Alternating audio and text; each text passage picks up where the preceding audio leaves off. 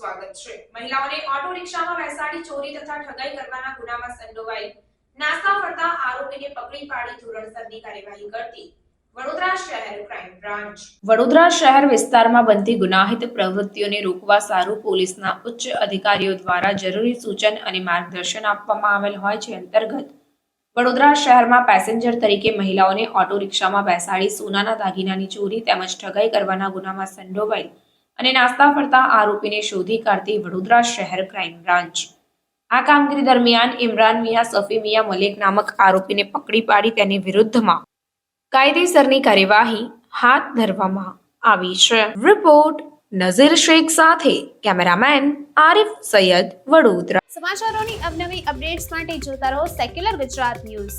સાથે secular Gujarat news ચેનલને like, share અને સબસ્ક્રાઇબ કરો અને બેલ આઇકોન દબાવીને સમાચારોની ઝડપી માહિતી મેળવો।